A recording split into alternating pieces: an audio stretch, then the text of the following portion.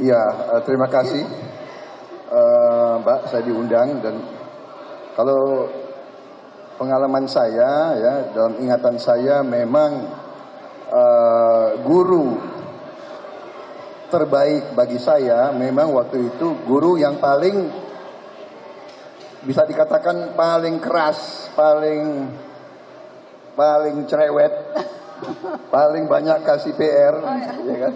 Tapi berani Pak marahin Pak Prabowo waktu itu gurunya? Ya berani. Kalau sekarang masih berani nggak ya? Dan ternyata setelah saya keluar dari sekolah dan menjalankan karir saya baru sadar justru guru-guru saya yang paling cerewet, yang paling banyak kasih PR, yang paling ngejar-ngejar kita itu sebetulnya yang menjadikan kita berhasil. Betul. Ternyata jadi, itu bentuk kepedulian gitu ya Pak Prabowo ya. Cerewetnya itu bentuk peduli. Jadi peduli dan mendorong kita ke potensi kita yang paling baik gitu.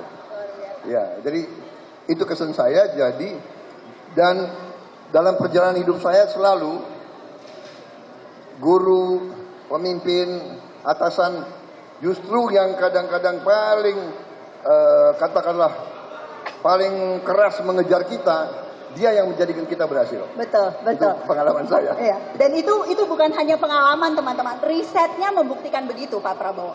Jadi guru yang paling peduli itu sebetulnya guru yang punya ekspektasi paling tinggi. Jadi benar ya. Tapi mungkin saya ini pengalaman saya ini bisa dikatakan boleh dikatakan agak unik di antara kita sekarang karena mungkin saya ini sebagian besar dari yang di sini belum lahir. Lahir ya Pak Prabowo. Ya. banyak pelajaran tapi, jadi Pak. Iya, tapi saya ingin gambarkan adalah saya lahir tahun 1951. Kita baru 1 tahun merdeka. Betul. Baru 1 tahun merdeka. Jadi waktu saya mulai besar, suasana di sekeliling saya masih suasana perjuangan. Masih suasana heroisme. Jadi dari waktu saya kecil, saya selalu dibawa oleh kakek saya, nenek saya, orang tua saya dibawa ke Taman Makam Pahlawan. Dan di situ ditunjukkan bahwa ini makam pamanmu. Pamanmu gugur waktu memperjuangkan kita merdeka.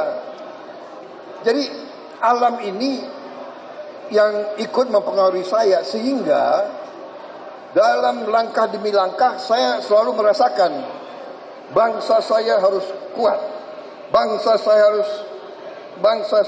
harus makmur, bangsa saya harus sederajat dengan bangsa yang pernah menjajah kita. Jadi ini suasana yang membentuk karakter. Betul. Makanya saya akhirnya dalam perjalanan hidup saya melihat pentingnya sejarah. Pentingnya sejarah dan bagaimana kita mengajarkan sejarah dengan menarik kepada anak-anak kita, kepada generasi penerus. Luar biasa. Nah, itulah yang saya anggap kita perlu mungkin film-film sejarah yang kolosal. Jadi ini tadi saya bicara sama Pak Fuadi, sama teman-teman. Ya, jadi terima kasih undangan ke sini, membuat saya ketemu dengan komunitas di sini. Betul. Jadi demikian, ya, sejarah sangat penting. Sejarah sangat penting. Pendidikan perilaku, pendidikan itu budi pekerti, pendidikan itu menghormati orang, pendidikan itu menjaga integritas. Maka berdebatlah orang apakah kementeriannya di pendidikan dan kebudayaan atau pariwisata dan kebudayaan. Kalau saya yang pas, ya pendidikan dan kebudayaan. Karena disitulah orang dilatih. Dulu waktu saya mahasiswa suka-suka demo gitu dikasih buku dulu. Gerakan pembebasan itu ya, Ivan Irli itu. pendidikan hari ini digantikan dengan sekolah, maka yang nggak sekolah dianggap nggak belajar. Sorry, bukan pendidikan, belajar. Belajar digantikan dengan sekolah, maka yang nggak sekolah dianggap nggak belajar. Padahal tidak. Barusan saya ketemu dengan banyak anak-anak muda bercerita, Pak Ganjar, saya ini penulis, tapi saya nggak mendapatkan proteksi dari copyright. Saya ini membuat banyak platform, tapi hari ini dunia media kemudian setengah menghukum kami karena kami harus mengikuti seluruh etik media yang mesti ada. Ini Mas Budi bisa cerita. Lalu saya ceritakan, loh kalau hoaxnya terjadi masa nggak kita bereskan? Nggak dong, nggak boleh. Dan itu harus dimulai dari pendidikan. Maka dari obrolan itu nggak cukup hanya pendidikan itu menciptakan, maaf ya, seperti pabrik yang menciptakan orang nanti untuk bekerja. Tidak, karena mereka dididik intelektualnya, dididik emosionalnya, dididik spiritualitasnya, sehingga kelengkapan sebagai manusia itu akan jadi baik. Kira-kira gitu. Dan itu tujuan pendidikan yang utuh gitu ya? Menurut saya itu. Itu di Jogja ya Bu ya? Kalau di Jawa Tengah saya datengin itu. Ya, nggak apa-apa. Tenang sabar. Guru menulis. Suatu ketika saya datang ke PGRI. Pertanyaan pertama adalah itu. Maka tadi kenapa Mbak Ella, saya seneng banget nyanyi. Sekolah kita itu bikin stres. Datang besok gurunya marah, temennya mau bully saya. Maka kerinduan untuk sekolah kemudian kurang. Maka sekolah mesti menyenangkan, betul nggak? Besok dia rindu dengan gurunya, rindu dengan temennya. Maka nyanyi tadi penting. Maka saya seneng banget diajari nyanyi kursus cepat tadi. Karena apa? Saya jadi ingat film apa judulnya? School of the Rock. Bener ya? School of Rock ya. Itu keren banget. Ngajarnya matematika, terus kemudian orang kita tahu bahwa ada banyak bakat anak-anak yang tidak semua pintar matematika, fisika, dan dia pintar seni lalu lomba dan menang. Tapi namanya juga film ya nggak apa-apa. Tapi apa mau saya katakan tadi? Pada saat saya ketemu dengan guru-guru PGRI, saya tanya, Bapak Ibu guru yang hadir di sini, adakah Bapak Ibu guru yang menulis sesuatu dari pengalaman yang Bapak Ibu guru lakukan? Bu, semua menunjukkan bukunya. Dan kemudian semua rame-rame lari ke panggung dan ngasih ke saya. Dan saya tolak. Saya bilang sama panitianya, kumpulkan semua bukunya, saya beli. Satu pelajaran saya pertama, saya menghormati Bapak Ibu guru yang menulis. Dua, agar tidak memberikan gratifikasi kepada saya. Dan kemudian saya beli. Dan pada saat itu sekarang saya jadi koleksi, sambil kadang-kadang kalau ada waktu saya baca. Dia menulis apa? Inovasi tentang pendidikannya, Bu, luar biasa. Hanya mereka butuh ruang untuk bisa berekspresi, butuh ruang untuk diberikan rekognisi, agar kemudian dia mengatakan, Pak Ganjar saya bisa loh, tolong dong hormati kami. Hanya sebatas itu yang diberikan. Jadi itu Bu, kalau Ibu butuh bukunya, saya kirim. Tulisan guru-guru yang hebat. Oke, luar biasa. Tapi kalau mau nulis tadi boleh ya? Keidean dapat duit katanya. Ke Tempo dapat duit gitu. Saya merasakan ketika jadi murid, bersamaan pada waktu itu juga saya sambil aktif di organisasi. Nah, guru yang hadir di kelas, kemudian jumlahnya banyak, tapi yang teringat, yang kemudian jadi referensi, sering diajak bicara, sering diskusi, itu guru yang menempatkan kami seperti teman, guru yang menempatkan kita setara. Kemudian guru itu juga berbicara dengan bahasa yang sama, dengan cara yang sama dengan kita. Jadi guru-guru itulah yang kemudian terbangun hubungan. Saya konsultasi sesudah kelas, datang ke ruangnya, bahkan ada guru-guru yang kita sering main ke rumahnya.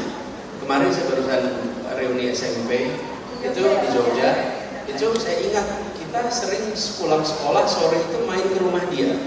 Kemudian kenapa itu bisa terjadi? Karena dia menempatkan sebagai teman bagi kami. Jadi ada kejadian tuh, ibu guru kita itu guru olahraga Beliau adalah pelatih Kempo.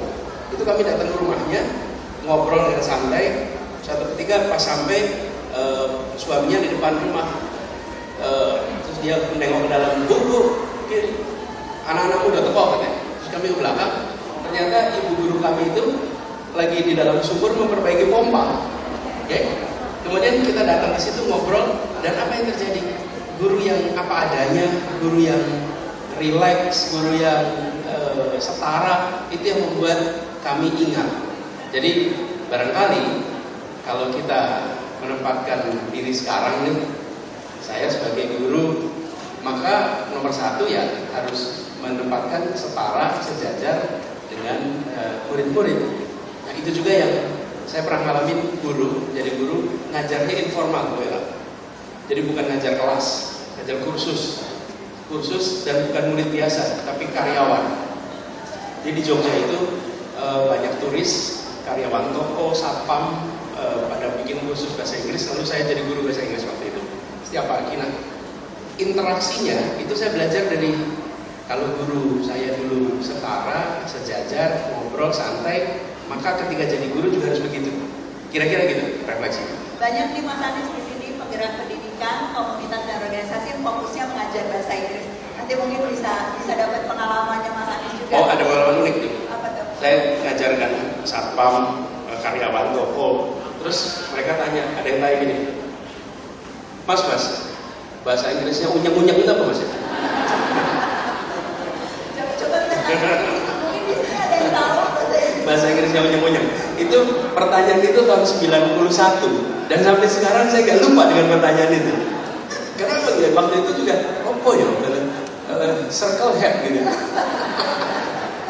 Tapi suasana belajar yang relax, yang menyenangkan, itu yang kemudian membuat yang mau belajar semangat, yang punya tugas ngajarin juga semangat. Jadi suasananya yang terbangun. Dan sambil jalan ya Pak, saya merasa guru itu sesungguhnya memang mimpin di kelas, bukan ngajar. Dia sebenarnya memimpin. Dan memimpin itu kan paling mudah bila anak-anaknya mau ikut dia. Jadi refleksi ini ketika saya tugas Indonesia mengajar, selalu saya sampaikan kepada anak-anak yang mau pada berangkat. Ingat ya, kalian di sana itu bukan jadi guru. Dari pengalaman saya, kalian itu sebetulnya jadi pemimpin di kelas itu. Anak SD itu jujur betul. Kalau Anda membosankan, Anda ditinggalkan. Lain kalau ngobrol di sini nih, membosankan, dilihatin, juga siang berundang jauh-jauh gitu kan, langsung nggak dilihatin gitu. Tapi coba anak SD, kita ngajar, membosankan ditinggal, tapi bila menyenangkan dia ikut. Nah, bila kita bisa melihat ini sebagai interaksi leaders and follower, maka menjadi leader adalah juga menjadi follower. Menjadi follower adalah juga menjadi leader. Jadi ketika bicara semua guru, semua murid itu satu paket, seperti juga leadership and followership. Gurunya terus belajar, muridnya juga sebetulnya mengajarkan sesuatu kepada kita sebagai Mas Anies. Tadi refleksinya lebih pengalaman di setting persekolahan, kemudian juga lembaga pendidikan yang non-formal. Kalau bicara tantangan-tantangan pendidikan yang sebetulnya tidak berkait langsung dengan persekolahan, itu saya tahu Mas Anies banyak memperjuangkan agenda-agenda pendidikan. Tapi ada nggak Mas perubahan-perubahan yang dari dulu tuh diupayakan, dulu sulit, sekarang juga rasanya masih sulit? Kira-kira apa ya? Yang bisa jadi tantangan dan PR yang kita selesaikan bersama-sama? Salah satunya, ada banyak ya, wilayah. Tapi salah satunya adalah pendidikan sebagai gerakan. Sering sekali pendidikan dipandang sebagai program, lalu dimonopoli oleh pemegang kewenangan. Siapa pemegang kewenangan? Pemerintah. Wujudnya dinas, wujudnya kepala sekolah. Lalu dianggap itu adalah wilayahnya pemerintah saja. Sementara kalau pendidikan sebagai gerakan, maka tanggung jawab untuk terlibat di dalam pendidikan itu dimiliki oleh semua, dan pemerintah itu memberikan ruang kepada siapapun yang terlibat dalam kegiatan pendidikan untuk terlibat. Jadi sekolah kita membuka ruang kepada masyarakat untuk datang, untuk terlibat. Pengambilan kebijakan juga melibatkan para pegiat-pegiat pendidikan untuk terlibat. Nah, ini salah satu yang paling menantang. Sementara kita menyaksikan bahwa yang dimiliki oleh pemerintah itu dua. Satu, fiskal. Dua, otoritas. Yang tidak dimiliki inovasi, kreasi, pengalaman lapangan, jaringan. Ini yang memiliki siapa? Pegiat-pegiat pendidikan. Jadi bila pendidikan dipandang sebagai sebuah gerakan, maka negara itu, pemerintah ya, membuka ruang, mengajak semua terlibat dan mengajak semua, kalau bahasa sekarang namanya kolaborasi. Menurut saya itu salah satu hal yang paling paling menantang. Itu membutuhkan kemauan dari sekolah, kemauan dari pemerintah, kemauan dari pemegang kewenangan untuk membuka diri dan tidak menempatkan sebagai pelaku terpenting. Penting ya, tapi pelaku penting yang mengajak kepada semuanya. Mungkin itu salah satunya. Ya, dan itu juga salah satu tujuan jaringan semua guru menguatkan kolaborasi antar pemangku kepentingan. Teman-teman yang belum ke booth-nya SNSD di bawah, itu ada gambaran tentang piramida yang kita gambarkan. Betapa sebelumnya mungkin peran masyarakat. Itu nanti teman-teman boleh Google di sini. Saya nggak bawa filenya, boleh Google gerakan perencanaan buta huruf. Lalu ada fotonya Bung Karno. Bung Karno itu di papan tulis menulis A I U E O, ya. Tahun 47 atau 48. Lalu banner di atasnya, itu tulisannya menarik sekali. Kalimatnya gini. Kan biasanya kalau pemerintah bikin acara kan dengan semangat ini maka lakukan ini gitu kan kira-kira. Programnya ini enggak. Kalimatnya gini. Bantu kami berantas buta huruf. Kata pertamanya apa? Bantu. Jadi negara itu bilang bantu kami. Hari ini negara saya bilang Anda diam saja. Kami aja mengerjakan semuanya. Anda bayar pajak, Anda nyoblos kalau pemilu, tapi nggak usah terlibat. Yang ini harus diubah. Bantu kami terlibat dan kemudian muncul gerakan untuk pendidikan. Ruangnya itu buka. Terima kasih Mas Adi. Saya punya catatan teman-teman. Sebetulnya untuk semua menteri yang akan hadir juga nanti di sesi-sesi berikutnya di Belajar Raya, tapi juga untuk mantan-mantan Menteri Agama maupun Mendikbud. Tapi karena yang sedang sama saya sekarang Mas Anies, kami punya catatan Mas Anies. Terima kasih atas banyak sekali legasinya pada saat menjabat sebagai Mendikbud, menginisiasi gerakan sekolah tanpa kekerasan secara masif, mulai dari perubahan paradigma ada kebijakan pencegahan dan penanggulangan kekerasan di sekolah, sistem. Kita ngobrol tentang pesta pendidikan waktu itu. Kan spiritnya juga itu. Di luar sana begitu banyak aktivis pendidikan dengan segala macam terobosan. Kenapa pemerintah tidak membuka pintu dan mengajak mereka terlibat? Jadi pada waktu itu apa yang disebut tadi sebagai terobosan dan lain-lain itu sebenarnya adalah hasil dari kolaborasi dengan teman-teman pegiat pendidikan yang berada di luar. Yang tanda tangan harus menteri, namanya juga surat keputusan. Tapi sesungguhnya ide gagasan bukan dari internal. Justru ini terjadi karena ada kolaborasi dan boleh teman-teman bantuin juga waktu itu. Terima kasih Mas Anies. Terakhir Mas Anies, harapan pesan yang ingin Mas Anies sampaikan untuk pegiat pendidikan yang ada di sini, ada juga yang nonton online Mas Anies, bahkan ada yang nonton dari bawah karena ruangannya nggak cukup, ada di ruangan bawah. Halo teman-teman yang di bawah. Nah, apa yang kira-kira akan terus menyalakan api semangat untuk terus bergerak di pendidikan? Karena banyak teman-teman di sini juga yang bilangnya kadang kesepian Mas Anies. Karena ternyata jadi inovator di bidang pendidikan itu rasanya seringkali sendirian ya teman-teman.